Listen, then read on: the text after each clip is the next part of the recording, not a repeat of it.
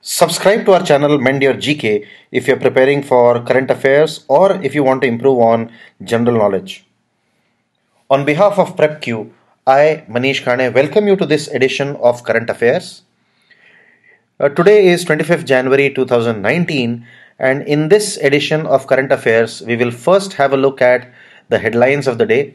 And by headlines, I mean the main news which have appeared in newspapers, various newspapers published.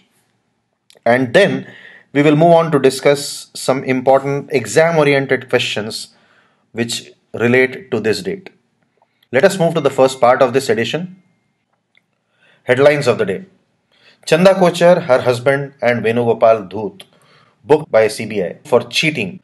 Indigo appointed Ronojoy Datta as its CEO. Ravneet Singh Gill, the next CEO and MD of Yes Bank. Lot of things happening in business, it seems. Global investors meet in Tamil Nadu. 304 MOUs signed and the worth was 3 lakh crores and expected to create around 10.5 lakh jobs. Next, Apollo Hospital has set up the first proton therapy center in Southeast Asia, making India the 16th country to offer such therapy. This therapy is a very strong therapy for fight against cancer. Next, Grant Thornton report says that the deal values were at a record high of $110 billion in 2018, and this was on account of 1,250 private equity and merger acquisitions the world over. Carlos Ghosn resigns as the chairman of Renault after charges of fraud and also underreporting his own income. The new chairman of Renault is Jean-Dominique Senard and CEO Thierry Bolloré. Ashok Chakra being awarded to Lance Naik Nazir Ahmed Wani. He was an ex-militant who joined the Indian Armed Forces and he died fighting for India. Supreme Court refuses to stay amendments to the SCST Act by which automatic arrest of the accused was barred by the court. Australian Open, Nadal in men's final and women's final between Petra Kvitova and Naomi Osaka. The ban on Hardik Pandya and KL Rahul lifted pending the Supreme Court hearing of the case on February 5th. And in badminton, Indonesia Masters, Saina Nehwal, PV Sindhu and Kidambi Srikanth, all of them marched into the quarterfinals. So let us now move on to the next part of the current affairs. India will surpass which nation to become the second largest oil demand center in 2019? The correct answer is China. So India will replace China because of increasing auto and gas consumption. The report is released by the research and consultancy group Wood Mackenzie. Oil prices are controlled by OPEC, which means Organization of Petroleum Exporting Countries. It's an international cartel.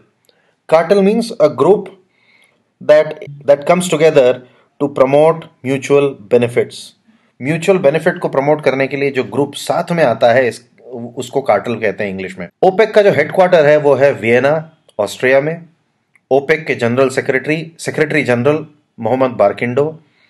Saudi Arabia और Russia जो है वो largest producers of oil हैं. Russia OPEC का member नहीं है और अभी हाल ही में कुछ दिनों पहले कतार ने ओपेक की मेंबरशिप छोड़ दी थी जनवरी 2019 से. Next, who is the only cricketer besides Kohli to be named in both ICC Test and ODI teams of the year 2018? The correct answer is Jasprit Bumrah.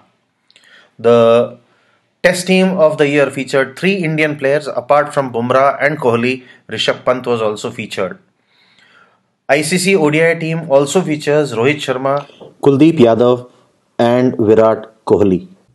ICC headquarters, once again, the objective of these sessions is also to revise information that is routine, and that is why whenever we come across some related current affairs, we always try to revise related static GK.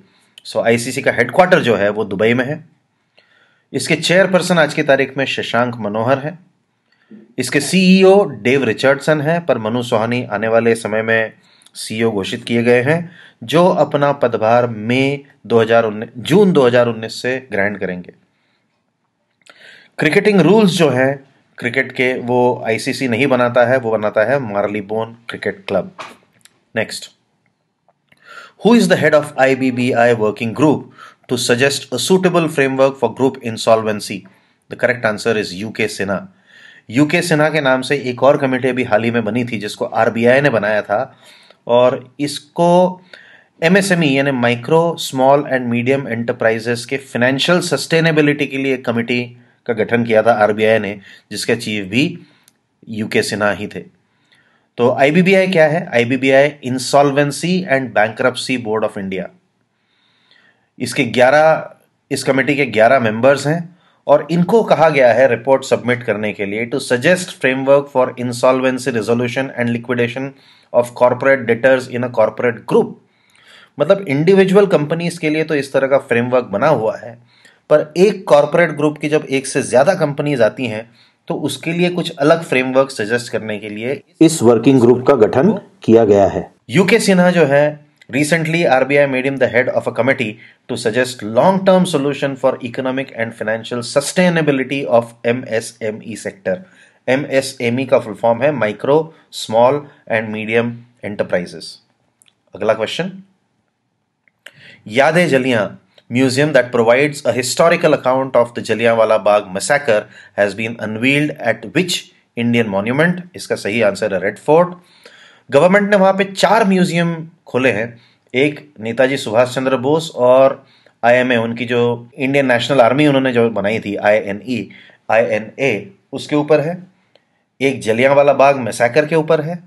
एक 1857 का जो पहला war of independence था उसके ऊपर है, और एक दृश्य कला जो एग्जीबिशन ऑफ इंडियन आर्ट है, बेसिकली मॉडर्न इंडिया का जो पीरियड है 17th सेंचुरी से लेके इंडिया के इंडिपेंडेंस तक का, उस समय की आर्ट को प्रमोट करता हुआ ये दृश्य कला एग्जीबिशन है। जलियांवाला बाग मैसेकर 13 अप्रैल 1919 को हुआ था, और रेड फोर्ट को शाहजहां ने बनाया था। इंसिडेंटली रेड फोर्ट एक ऑफिशियल रेसिडेंस था मुगलों का 200 साल तक, और जब आगरा से कैपिटल शिफ्ट हुई थी दिल्ली, तब रेड फोर्ट को बनाया गया था। Next, which state's government has approved rupees 253 crore worth Nirbhaya scheme? The correct answer is Maharashtra. So Nirbhaya scheme जो है ये obviously women safety से related है, और महाराष्ट्र गवर्नमेंट ने इसे अप्रूव किया है। निर्भया फंड जो इनिशिएट किया था कांग्रेस लेड यूपीए गवर्नमेंट ने महिलाओं की सेफ्टी, महिलाओं की सुरक्षा के लिए, इस फंड के तहत पहले 3 साल सेंटर जो है सारा फाइनेंशियल हेल्प प्रोवाइड करेगी, और उसके बाद सारे मैकेनिज्म्स हैं जैसे सीसीटीवी इंस्टॉलेशन, ये सब स्टेट्स को मेंटेन करना पड़ेंगे।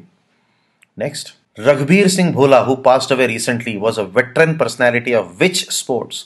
सही आंसर है हॉकी। 1956 और 1960 ओलंपिक टीम के, इनफैक्ट विजेता ओलंपिक टीम के ये सदस्य थे, और IAF इंडियन एयरफोर्स से एज ग्रुप कैप्टन ये रिटायर हुए। इनको 2000 में अर्जुन अवार्ड भी मिला था for life time achievement in hockey. Next, India's first private sector howitzer gun manufacturing plant has come up in which of the following cities? इसका सही आंसर है सूरत। तो ये जो कॉम्प्लेक्स है ये हजीरा गुजरात में बनाया है, जो सूरत में है, और इसको बनाया है कंपनी जो इसको जिस कंपनी ने बनाया है उसका नाम है लार्सन एंड टुब्रो LNT। तो ये India's first armoured systems complex जो है, यहाँ पे ये इंडिया की पहली प्राइवेट फैसिलिटी होगी, पहली प्राइवेट मैन्युफैक्चरिंग फैसिलिटी होगी जहां पे हॉविट्जर गन्स को मैन्युफैक्चर किया जाएगा। Next, which city is the venue of Arab economic and social development summit? इसका सही आंसर है बेरूत। ये 4th Arab economic and social development summit था जो कि अरब लीग के ही अंतर्गत है। ये एक head of the state level summit होता है, तो इसीलिए इसका इंपॉर्टेंस काफी है, और ये डिस्कस करता है, इस समिट में डिस्कशन होता है इकोनॉमिक और सोशल डेवलपमेंट अरब स्टेट्स का।